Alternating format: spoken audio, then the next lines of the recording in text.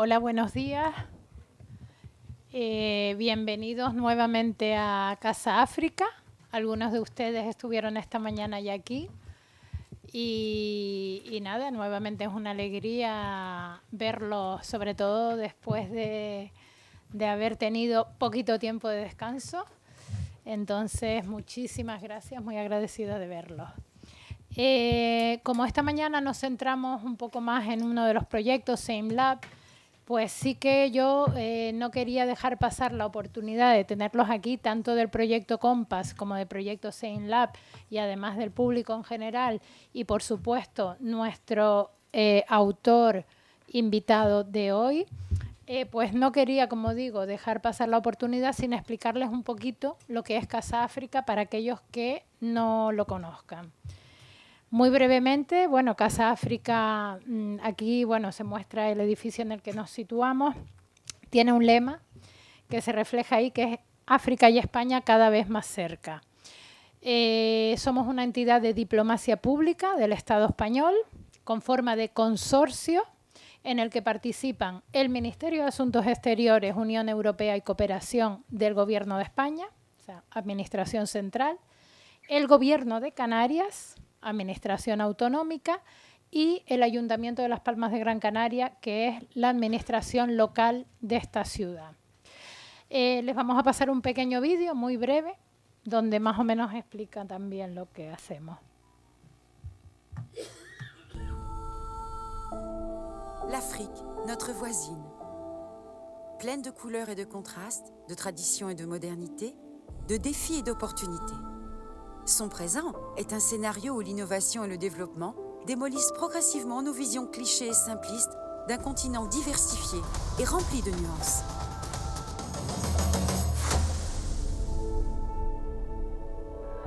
Casa Africa est le point de départ d'initiatives et de projets visant à promouvoir les relations égales et d'intérêt mutuel entre l'Afrique et l'Espagne, dans le cadre de la diplomatie publique espagnole.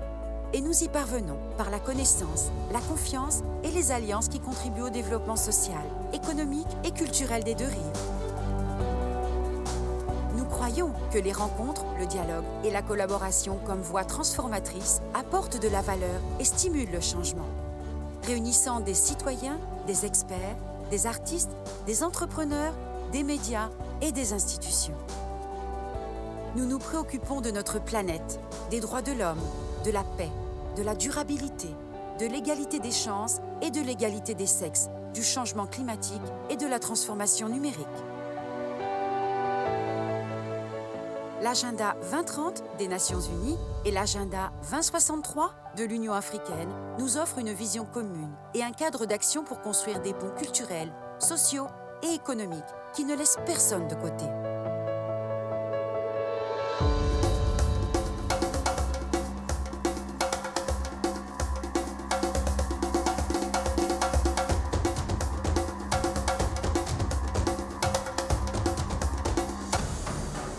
Casa Africa est située à Las Palmas de Grande Canarie, dans une enclave unique et un pont vers l'Afrique. Il s'agit d'un consortium public auquel participent le ministère des Affaires étrangères de l'Union européenne et de la coopération, le gouvernement des îles Canaries et le conseil municipal de Las Palmas de Grande Canarie. Notre objectif est de rapprocher les Africains et les Espagnols et de faire de ce monde un endroit meilleur. Nos succès sont les succès de tous.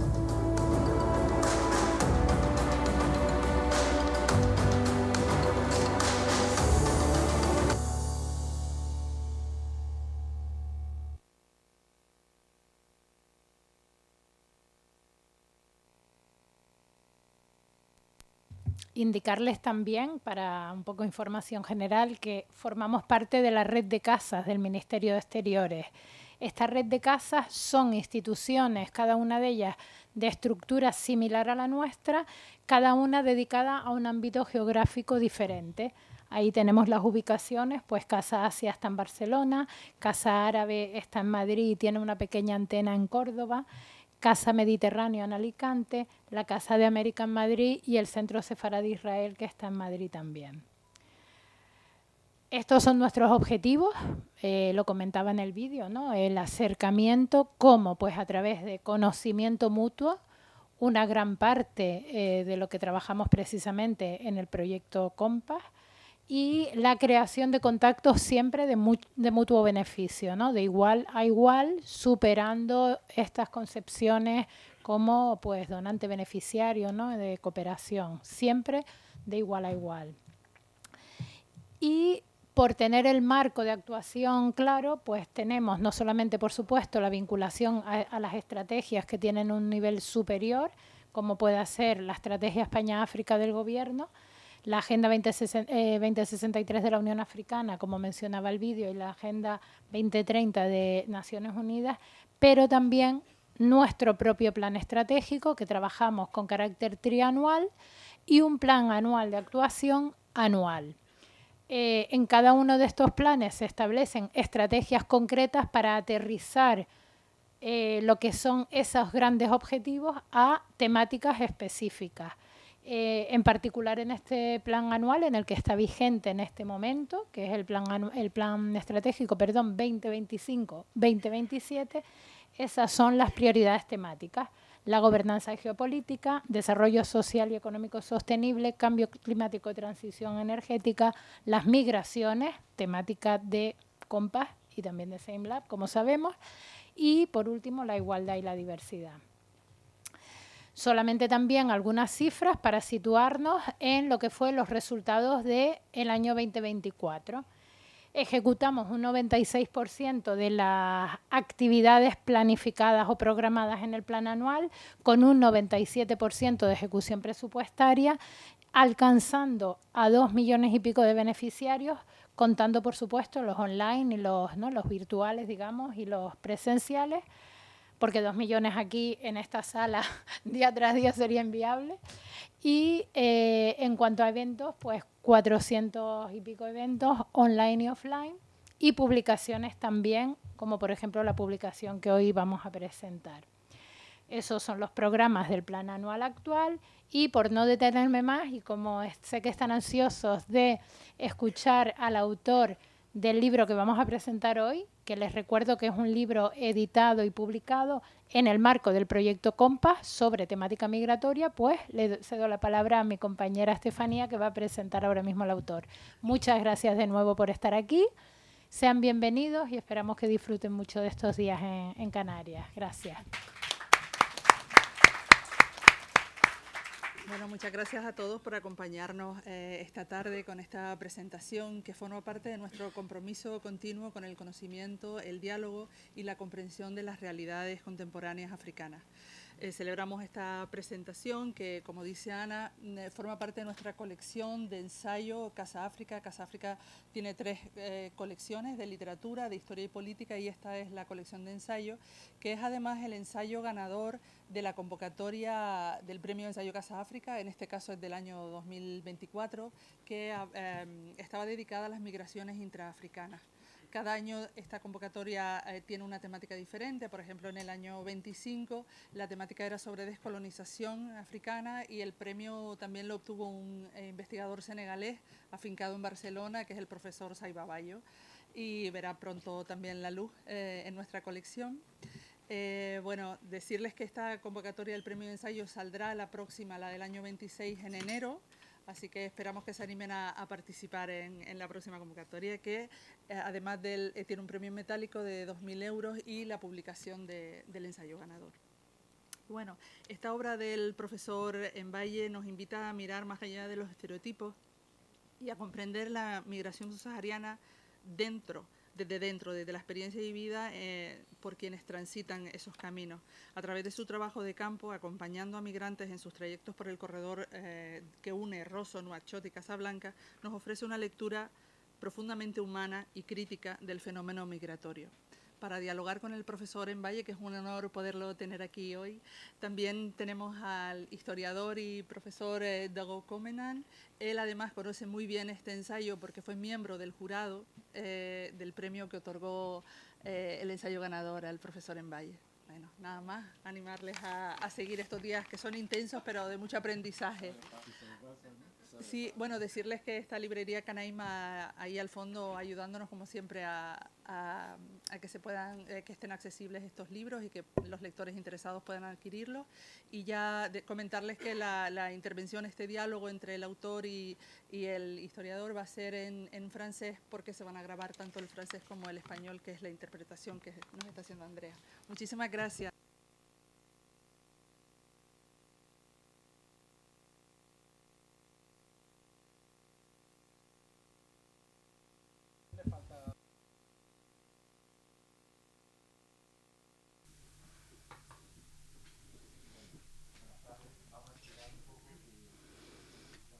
Bonsoir.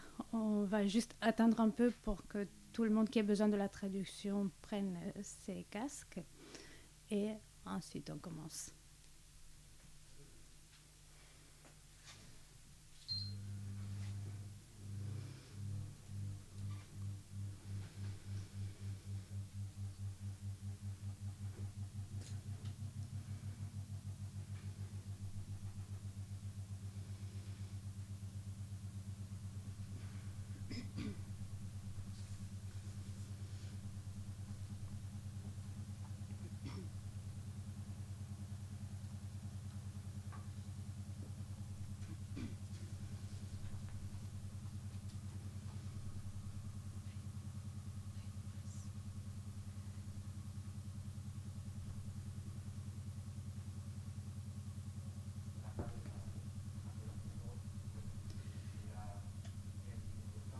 Bonsoir à toutes et à tous. L'échange va être en français parce qu'on va enregistrer dans les deux langues et pour ne pas nous confondre, je vais commencer à partir de maintenant à parler en français avec l'auteur.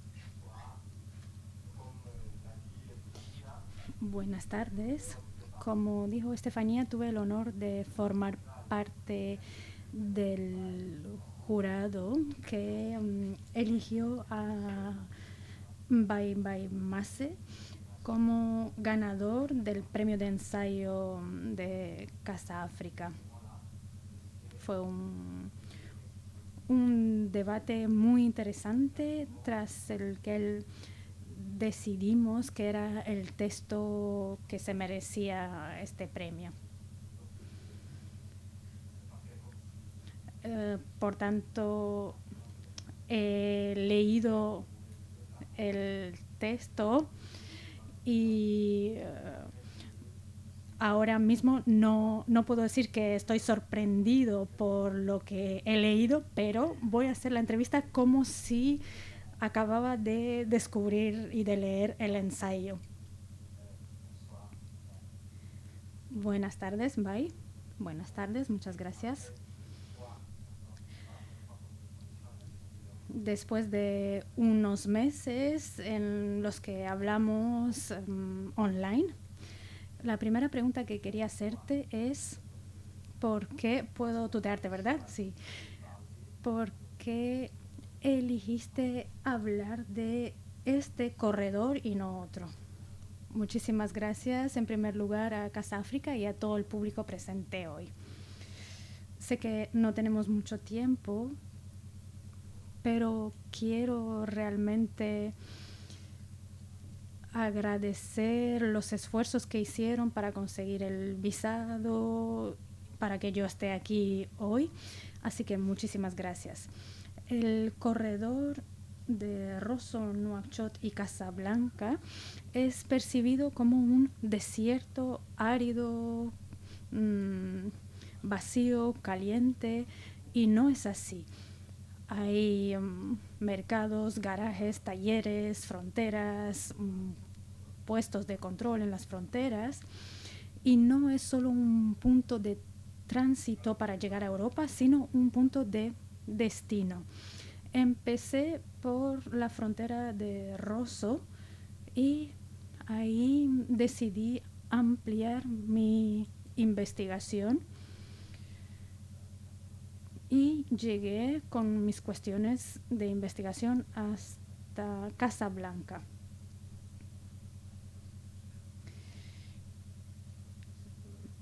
Porque sentí la necesidad de mostrar que no todos los migrantes quieren llegar a Europa, sino hay gente, migrantes, trabajadores migrantes que construyeron muchos sitios de Mauritania, por ejemplo, y eso no es conocido. Muchas gracias. Y eso me lleva a la segunda pregunta. Y es que la temática del concurso de ensayo era la migración intraafricana. Por tanto, quiero preguntarte cuál es el papel, porque en general ese territorio es percibido solo como vía de tránsito para salir del continente. Así que quiero preguntarte qué observaste sobre este territorio en cuanto a las personas que deciden instalarse ahí, trabajar ahí y que no quieren cruzar el océano para ir a Europa. Saben que cuando vamos sobre el terreno vamos con fichas bien preparadas, con una grabadora y tenemos las cosas más o menos preparadas, pero una vez in situ hay mucha improvisación porque hay muchas cosas inesperadas. Por ejemplo, me encontré a un migrante que me dijo, yo voy a Mauritania a reemplazar a un pariente mío que se lesionó y tengo que ir a trabajar en su lugar. Y le acompañé, fuimos a un almacén en un mercado de Nouakchott y para ganarme su confianza, yo también me puse a trabajar a su lado, ayudé en el almacén y observé, por ejemplo, este fenómeno de que hay migrantes que van a reemplazar a otros que se han lesionado o han tenido un problema y no se hace de manera formal, sino de manera informal. Se negocia con el patrón y le dicen, mira, yo no quiero perder mi puesto de trabajo, estoy lesionado, pero tengo a alguien que me va a reemplazar. Luego estaban los transportistas, los facilitadores, los que se llaman los job man, que son los que facilitan los papeles, los tránsitos en esta región. Pero para contestar a su pregunta, este espacio ha sido siempre un espacio de circulación y de intercambio y comenzó hace muchísimo tiempo. No hay ninguna familia mauritana que no tenga familia en Senegal y al revés, no hay ninguna familia senegalesa que no tenga también familia en Mauritania. En su imaginario no hay ninguna frontera. Las fronteras son para los estados, pero para los migrantes en su imaginario es un espacio común.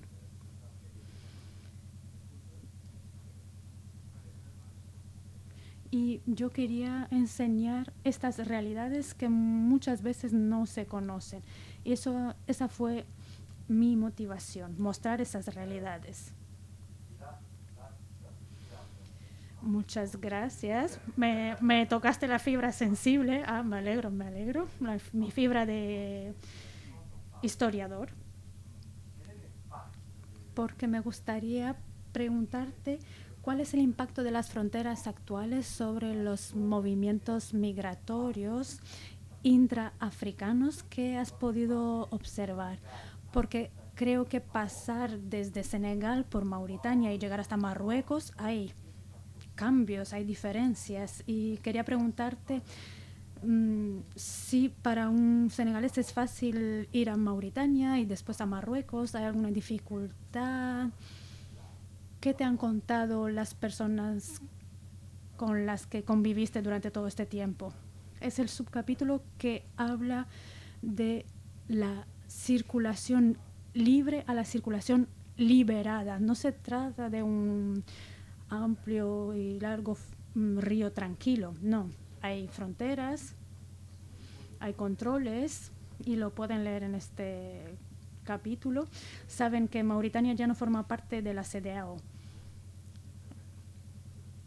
si tienen, por ejemplo, un pasaporte de la CEDEAO, vale para Senegal y para Marruecos, pero para Mauritania no, y Mauritania pide otros papeles. Yo lo explicaba en el libro, hay un documento, una autorización que hay que buscar al ayuntamiento de Rosso. Y después de la COVID, por ejemplo, en la frontera también había que mostrar que el migrante tiene 1.000 euros más de lo que se le pedía antes. Y la idea es que se hace en ese momento un filtro de los migrantes también, porque se considera que si no tienes esos 1.000 euros extra, no vas a poder sobrevivir en Mauritania. Y lo que yo vi es que aunque haya restricciones en la frontera, siempre se encuentran zonas de sombra que permiten pasar. Y ahí hay gente que está especializada en facilitar el paso. Hay organizaciones locales como Sederim en Rosso que milita para que Mauritania facilite todavía más la circulación de personas, porque hay que decir que esto pasa en el sentido contrario también. Para los mauritanos también es difícil entrar en Senegal. Se les pide también más dinero. Hay muchos acuerdos de libre circulación, pero en realidad no es tan libre, sino yo la llamaría liberada, negociada, en el sentido de que hay que hacer algún regalo, una caja de cigarros o alguna cosa parecida para negociar y que nos dejen pasar. Quería preguntarte también sobre algo que acabas de decir, pero me gustaría que profundices.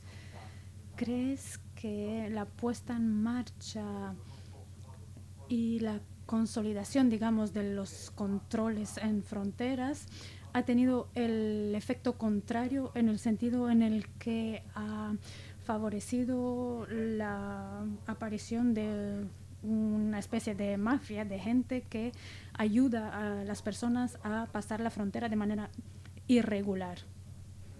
¿Se puede decir que has notado esto? Sí, y no es válido solo para estas fronteras, sino que de todo lo que he leído, de todo lo que he visto, siempre llegamos a la misma conclusión. Es una falsa buena solución, como decía el presidente Diouf.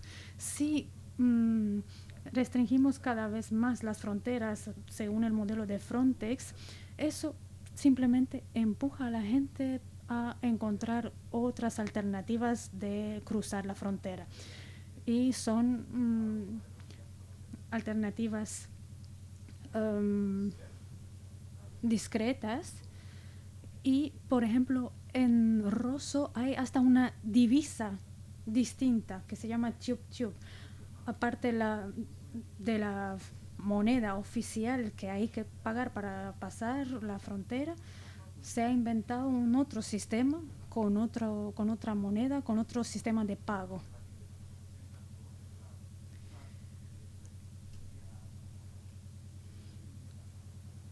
Entonces,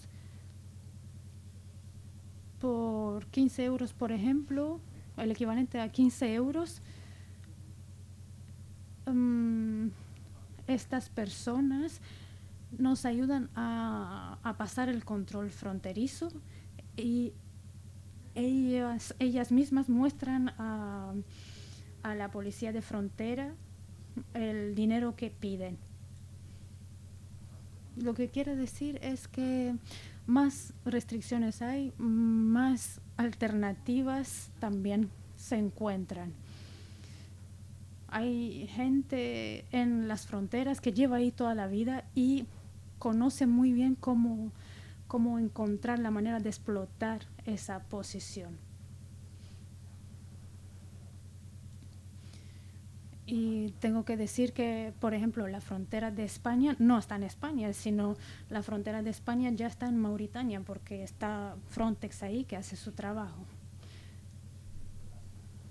y ahí la gente de la frontera que conoce las autoridades es la que negocia. Y ahora que se han dado cuenta, ya cambian el personal de la frontera cada 3 meses para que no sea posible negociar. Pero siempre ha existido este sistema de regalos y de sobornos. Muchas gracias. En la obra también hablas de una continuidad del colonialismo. Me gustaría que desarrolles un poco esta idea. Yo sí que lo he leído, pero para la gente que no ha leído el libro, ¿a qué te refieres cuando hablas de los residuos del colonialismo? En realidad, como decía al principio, esa era una ruta de generaciones y generaciones de caravaneros. Ahí era la ruta también del Islam, y la ruta comercial iba de Fez a Rosso. Por tanto, es una ruta que siempre ha sido utilizada, pero se rompió cuando llegó el colonialismo, con la aparición de la palabra que nos ha hecho el más daño posible, que es frontera.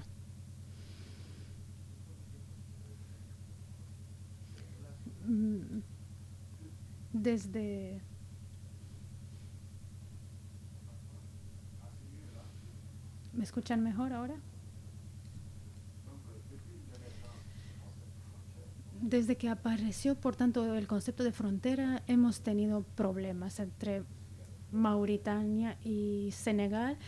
Hemos dicho, bueno, ya que está el río aquí, vamos a hacer que la frontera sea el río. Pero la gente no toma en cuenta la historia que precedió al derecho de circulación, derecho de comercio, y la historia y estas relaciones culturales entre países van a ir siempre antes que las fronteras oficiales. Los estados necesitan mostrar su soberanía, sus fronteras, es importante para ellos, pero en la conciencia de las personas que migran, que circulan, que trabajan, esta frontera es permeable y encuentran muchas maneras de cruzar estas fronteras. Y no solo con sobornos. Por ejemplo, hay un concepto que se llama embajador. Y cada migrante intenta tener buenas relaciones con un antiguo funcionario de fronteras que tiene influencia y que se llama embajador y que nos va a ayudar a cruzar. También hay un aspecto religioso que une a la gente. Así que siempre hay relaciones sociales que son más importantes que el derecho y que la ley, y que hacen que sí que haya residuos del colonialismo, pero hay relaciones más fuertes, más arraigadas desde hace siglos entre las personas. Muchas gracias, porque hay un término que me parece muy interesante y es el de frontera porosa.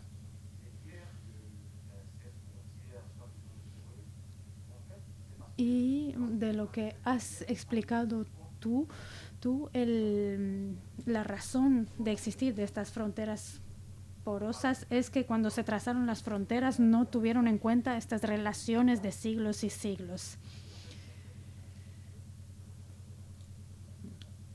Sí, uno de estos aspectos es un peregrinaje religioso que reúne a todas las comunidades que se supone que tenían que estar segmentadas por las fronteras. Y eso une a mucha gente que habla, intercambia, y ese peregrinaje pasa también por los grandes comerciantes de distintos países. Por ejemplo, en Rosso hay uno. Así que hay todo un grupo de actores desconocidos que trabajan, que no están en primera línea de las fronteras, pero sí que tienen mucha influencia. Para ellos la frontera no es una limitación, sino un recurso.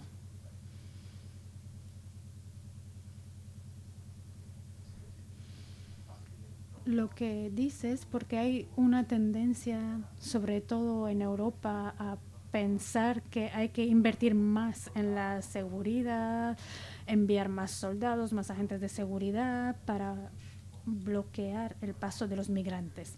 Así que quería preguntarte si piensas que si multiplicar por 10 el número de medidas de restricción en las fronteras tendrá resultados concretos en el sentido de impedir el paso de la gente. Bueno, ya han visto las imágenes, el efecto fue el contrario. La policía, los gendarmes funcionan según su propia lógica, distinta a la de los investigadores que están observando y viendo la realidad. No sé cómo el Estado mauritano, senegalés y marroquí hacen como políticas de gestión de fronteras.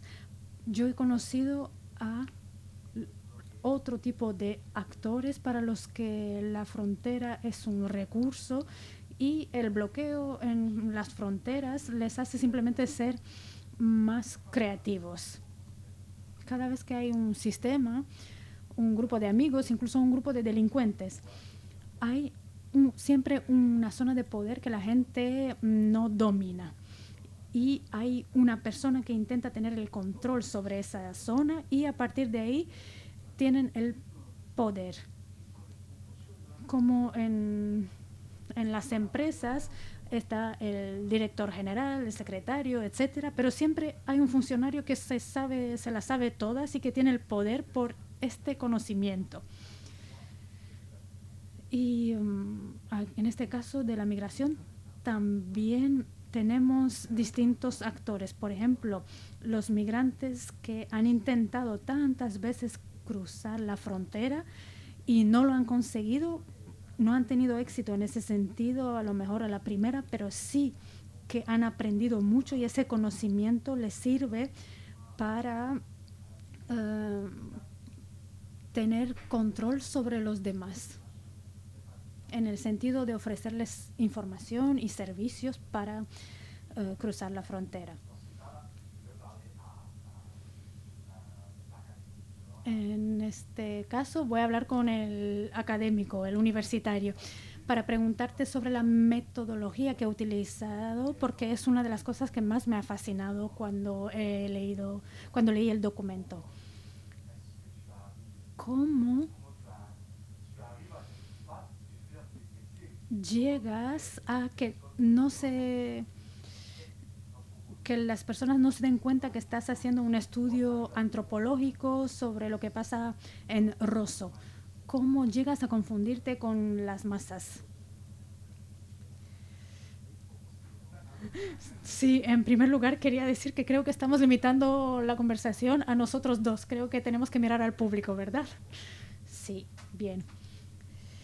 Al principio me dije que a lo mejor con un cuestionario, una encuesta, podría hacer mi investigación, porque solo necesitaba datos. Y ahí, in situ, me di cuenta que no, porque hubo tantas cosas desconocidas, inesperadas que pasaban, que me di cuenta de que tenía que ser como ellos, discretos.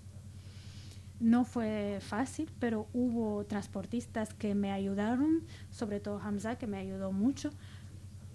También soy guitarrista y eso también me abrió puertas, porque había, por ejemplo, un pianista y otros músicos que eran los hijos del policía de frontera o de tal transportista, lo que, como dije, me abrió puertas también.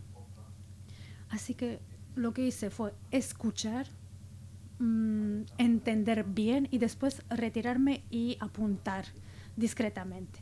Si vieron las fotos también, me vestía como un trabajador que trabajaba como ellos, pero sí que hubo momentos en los que se reveló mi identidad. Por ejemplo, en un mercado de Rosso, cuando formaba parte del grupo que descargaba el camión frigorífico marroquí, hablaba por WhatsApp con mis amigos y hablaba a un nivel un poco más alto. Y mis compañeros decían, pero miren qué bien habla este. Se me escapó. Y después dije, no, son clases de lengua que tengo aquí en línea, estoy aprendiendo. Intenté justificarme. Y también es verdad que los grupos se sientan normalmente entre ellos y en el momento de los almuerzos se veía cómo se juntaban los senegaleses con los senegaleses, los nigerianos con los nigerianos, y yo tenía que ver, como quería estar en todos los grupos, tenía que encontrar una manera de integrarme en todos. Y también me preguntaron, ¿qué sabes hacer? Y yo le dije, bueno, yo puedo cargar las mercancías, y también la gente que sabía leer y escribir podían hacer los inventarios. Entonces también hice eso. Pero quiero decir que lo que hice fue legal, es una metodología que se utiliza, pero si hubiese revelado mi identidad desde el principio no me hubiesen contestado. ¿Y cuánto tiempo necesitaste para llevar a cabo esta investigación? Comencé en 2021 y acabé en 2023, y cada año iba 3 meses. 5 meses a Rosso, 2 semanas a Rosso, 5 meses a Nouakchott, porque me encanta Nouakchott. Después Nouadhibou, Dakhla, Agadir, y seguí así hasta Casablanca. Y así, abriéndome a lo que surja. Saben que en la investigación no hay que tener la mente cerrada. Entonces, seguí abierto. Estaba buscando un tema, estaba investigando un tema, pero si veía que no había material, pues me abría otro tema.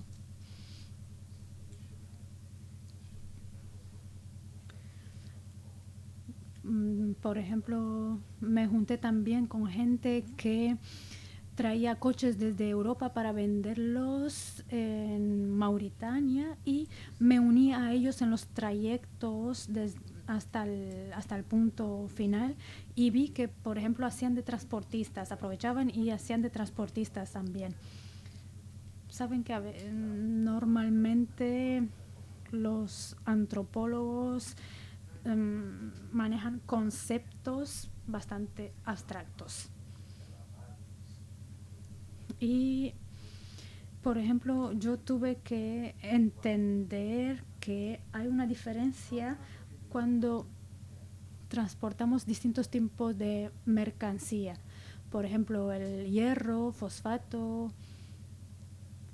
Y normalmente estos transportistas de minerales lo hacían en los días impares. ¿Y por qué? Porque en esos días impares los espíritus del desierto son más tranquilos. Creían mucho en eso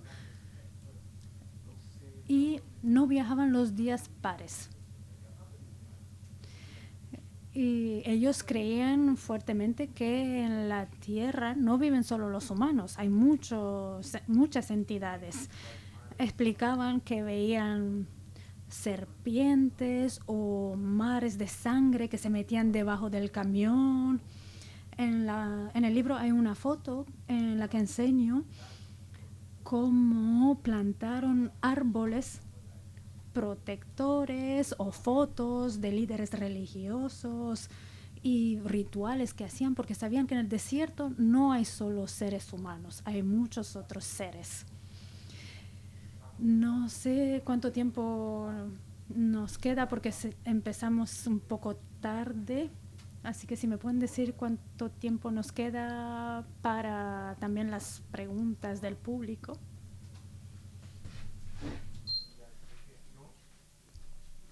Si hay preguntas,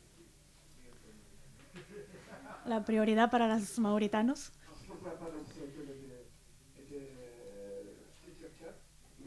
Porque habló del Chiep Chiep. También quiero decirte algo sobre eso. Vamos a tomar entonces 3 preguntas, respondemos y después tomamos más. Sobre los problemas de fronteras. Dijo que las fronteras entre los estados, las fronteras oficiales,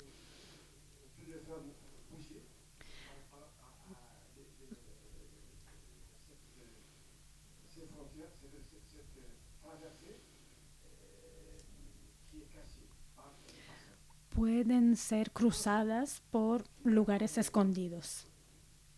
Piensa que hay una manera de rentabilizar estos movimientos en el sentido de hacer que estos movimientos sean más seguros, legales para los migrantes. Porque el problema de las migraciones ilegales son los riesgos. El objetivo es de erradicar esta lacra de la migración ilegal. Entonces, a partir de su estudio, ¿me podría decir cuáles son las causas de este fenómeno y cuáles son las soluciones para pararlo? ¿Habla de la economía fronteriza o no, de todo el sistema fronterizo, económico, social o físico?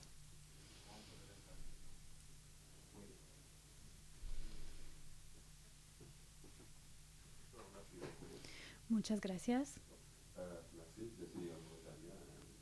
Soy mauritano también. Lo recuerdo porque en la sala hay gente que no sabría que soy mauritano directamente. ¿Por qué? Y esto viene a reforzar la idea del profesor Mbaye, que es que las fronteras vinieron a desestructurar tierras y sociedades, porque yo soy mauritano y antes de tener 35 años no había ido nunca a Senegal. Y les digo que soy de la ciudad que está en la frontera entre Mauritania y Senegal, justo en el borde del río. Soy de la etnia Fouta, que incluye también los Peul y otras comunidades. Y compartíamos tierras con gente de la otra orilla del río Senegal. Y simplemente para decirles que esta frontera vino como una barrera que ha frustrado muy profundamente ciertas poblaciones. Dicho esto, para mí su estudio es fascinante. Me hubiese gustado leerlo bien, pero de lo que he podido ver, quería felicitarle por el trabajo científico que ha hecho y por su implicación personal al servicio de esta investigación. Con todo ese viaje de Casa a Nouakchott y Rosso, y hay que saber que hay dos ciudades Rosso Senegal y Rosso Mauritania. Y quería añadir un elemento importante para mí. El hecho que Mauritania que yo conozco, ha sido siempre un país muy abierto a todos los demás. El día en el que Mauritania quiso exigir papeles, hubo un gran revuelo. ¿Por qué? Porque antes la hospitalidad era lo más importante. Ahora hasta los senegaleses tienen que tener papeles para venir a Mauritania.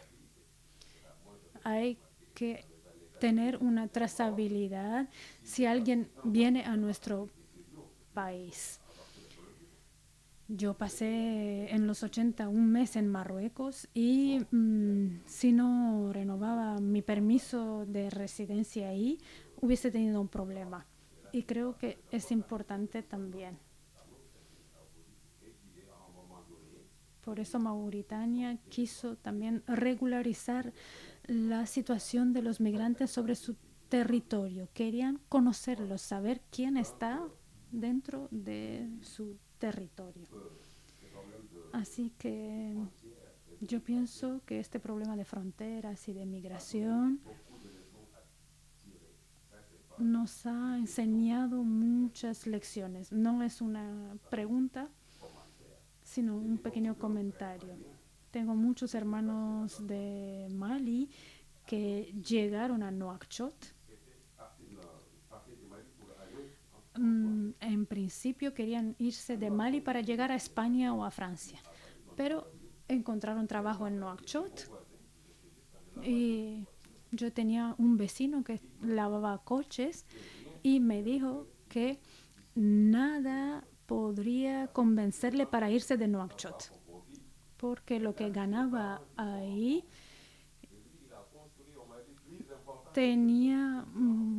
lo que tenía ahí era más que lo que tenían sus hermanos en Francia o en España. Enviaba más dinero a su familia que los hermanos que estaban en Europa. Y creo que es importante señalarlo. Y para acabar, como decía Sartre, el hombre, el ser humano, es por esencia una persona migrante, nómada. No podemos impedir a nadie que circule, que viaje. Es mi último comentario.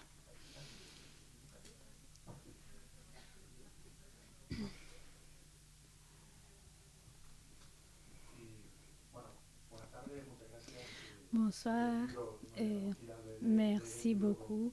Je vais lire le livre avec beaucoup d'attention et d'intérêt. Je l'ai déjà dans mon sac à dos. Je voulais vous demander une réflexion sur comment essayer de faire comprendre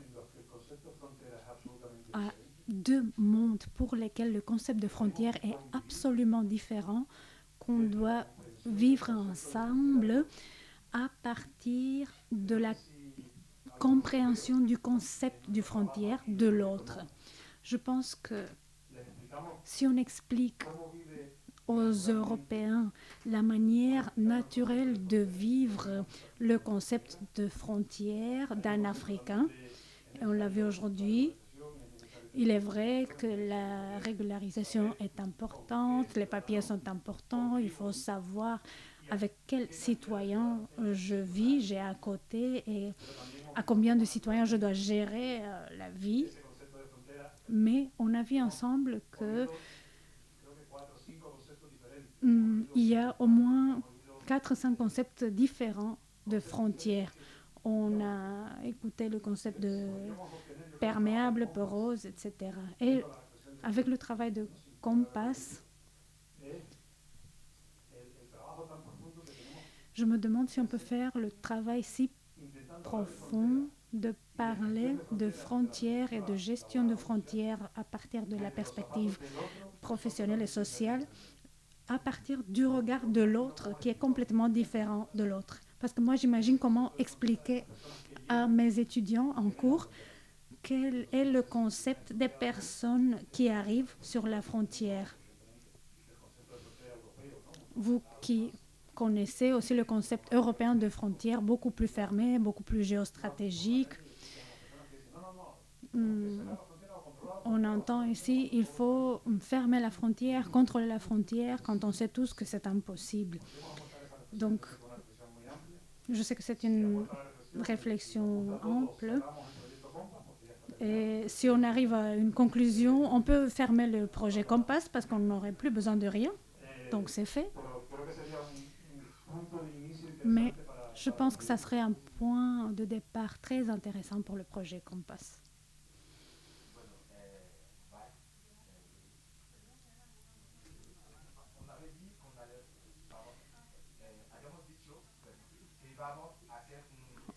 On avait dit qu'on allait répondre aux 3 premières questions et ensuite on en va prendre d'autres.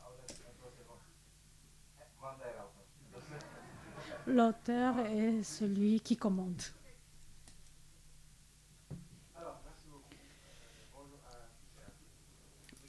Muchas gracias. Soy Michelle Mohamed Lamine Mara, del Oficio Nacional de Formación Profesional de Senegal, y me gustaría empezar por dar las gracias al proyecto Compass y a Casa África por esta oportunidad de conocer al profesor Mbaye Mas. Se nota que ha investigado mucho este concepto y que lo conoce bien. Yo ahora mismo estoy en la formación profesional, pero sí que antes trabajaba en ciencias políticas y política exterior. Así que me interesa mucho este tema. Y la frontera Senegal-Mauritania es una frontera que he cruzado decenas de veces. Así que me acordé de todas las veces que tuve que cruzar y todas las dificultades que he tenido. Y me gustaría hablar también del concepto de frontera, que es un concepto transversal. Y las fronteras han destrozado muchas cosas.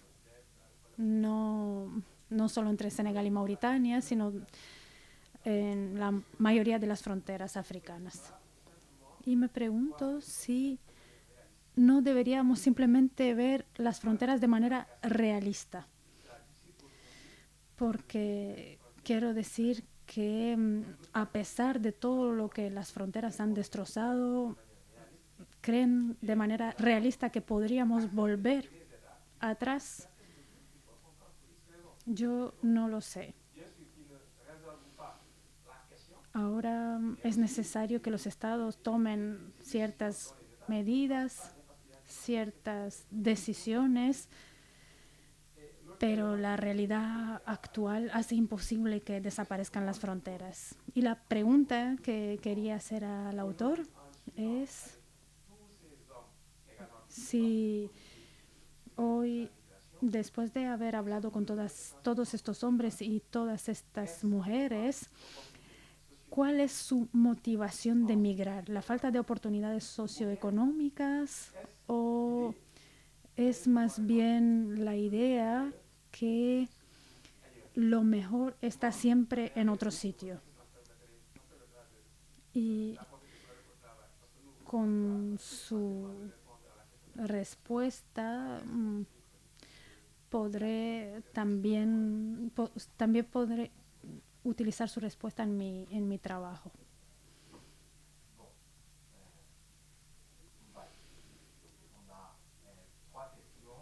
Bueno, tenemos 3 preguntas y una reflexión. No sé si necesitas que volvamos a repetir las preguntas. No, las tengo aquí.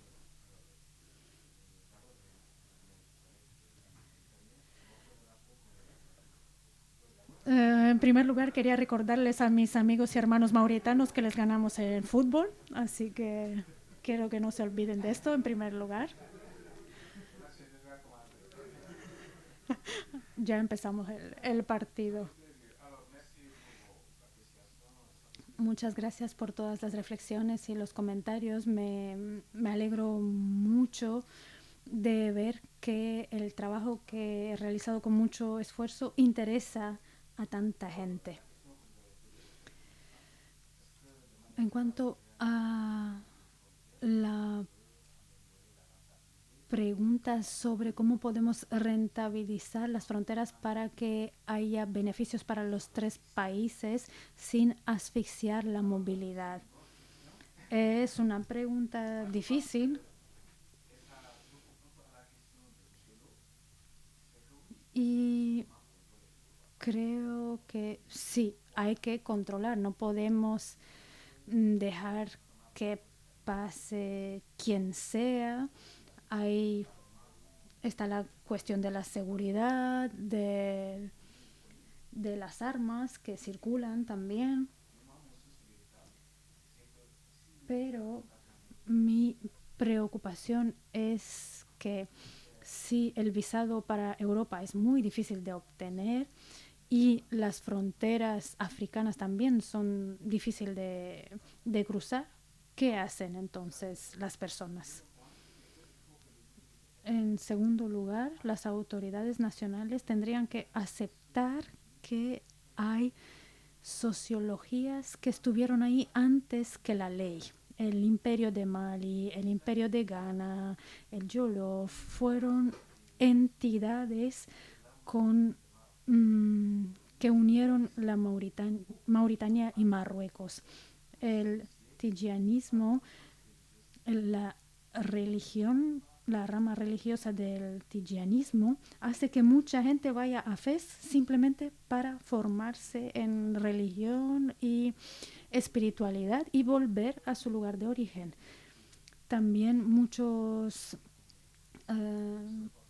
muridís van a Nouakchott para formarse en esta religión, en esta rama de la religión.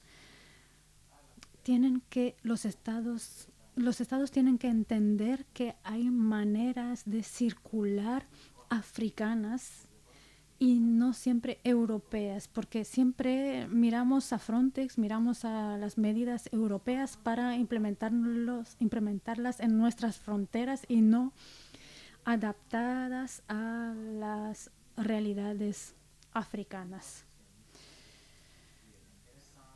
A veces se piensa que estas realidades que precedieron la ley en realidad son unos mitos para hacernos los interesantes. No. Tenemos que tener en cuenta la necesidad de movernos. El ser humano necesita moverse. Incluso el agua, si no se mueve, se estanca. No sé si he contestado a su pregunta, lo he intentado.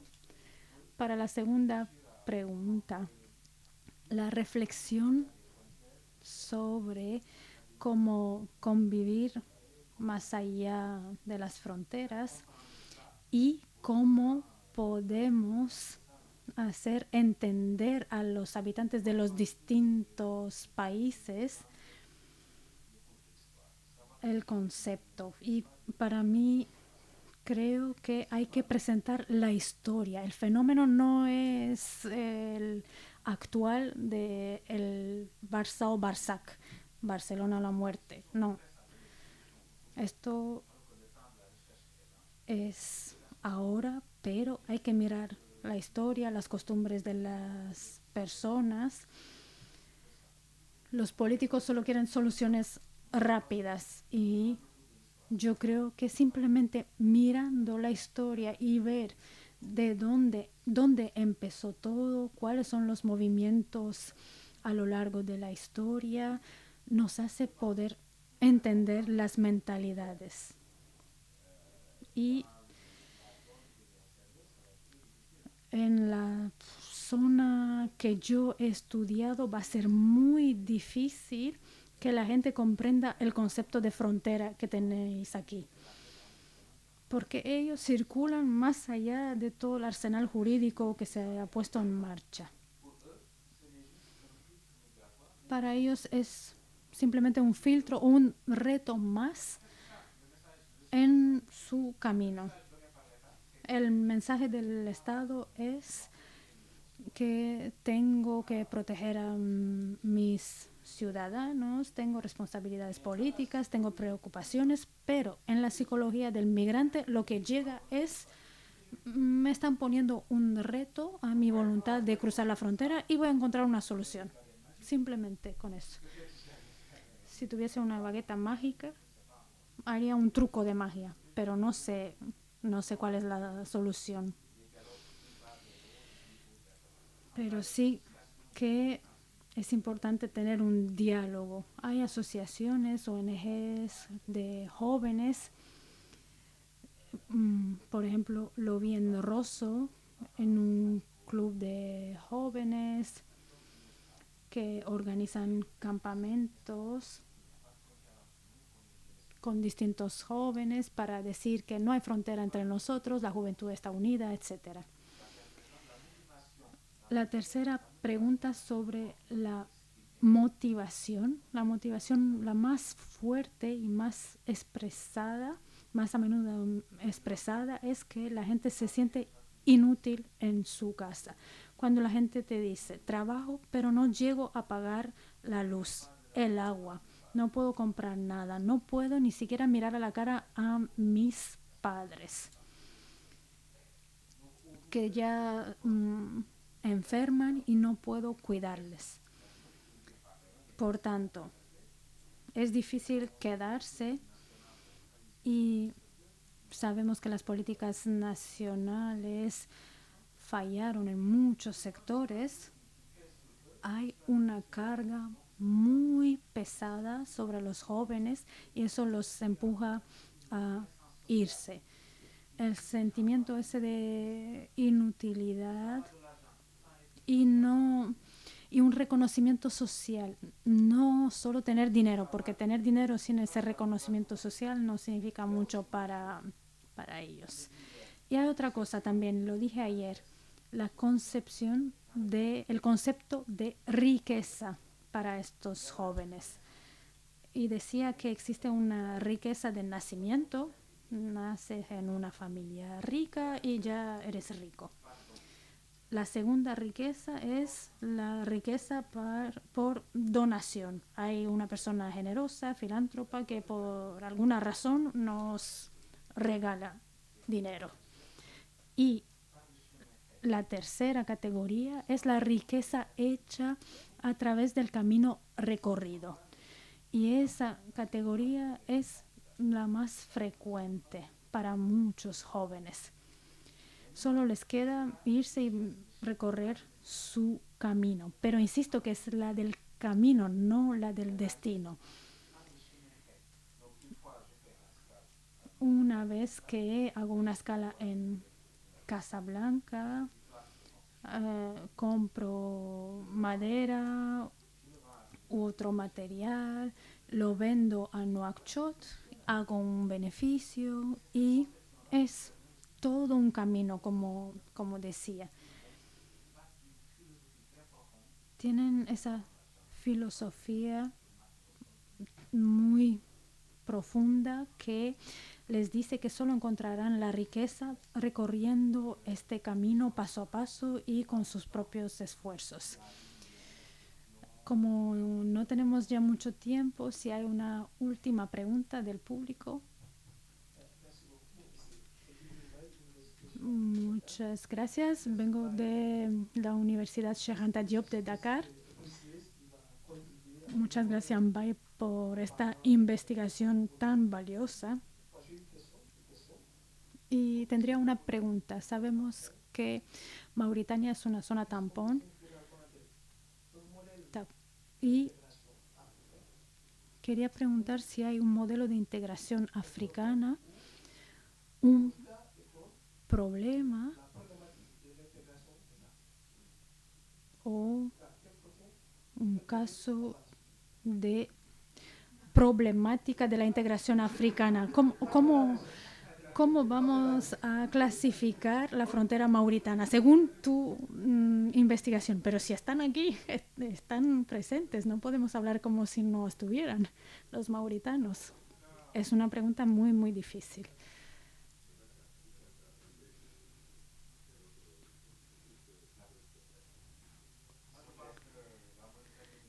Yo creo que Mauritania ha sido siempre un país abierto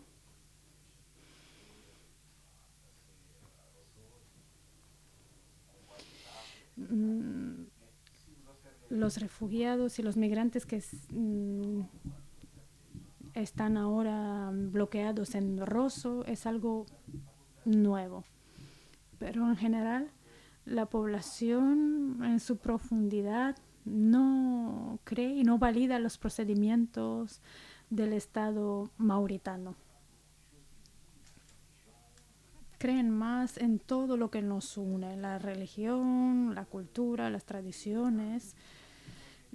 Y vi que en los autobuses,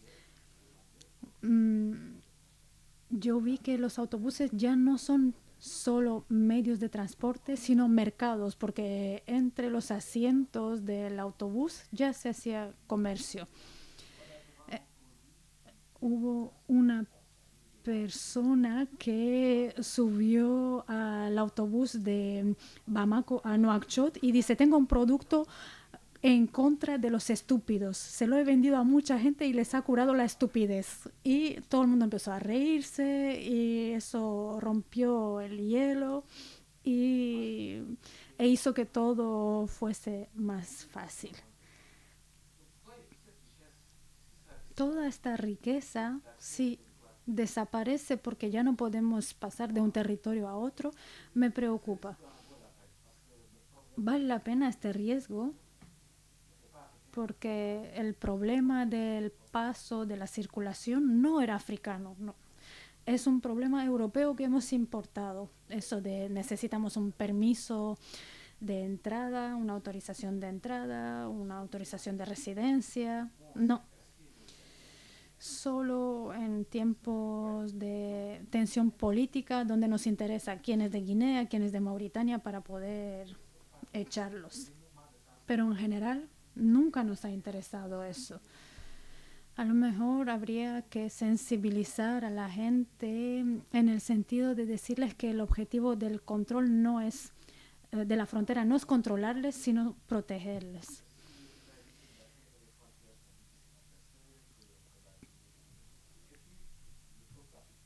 El pueblo africano es el pueblo que menos viaja fuera del continente.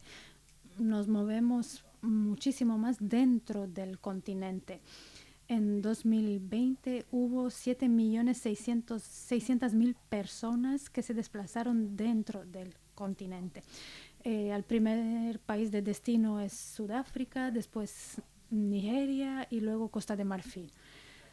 Y hay mucha más movilidad interna que externa, pero si miramos la tele tenemos la sensación de que el pueblo africano no hace más que salir del continente.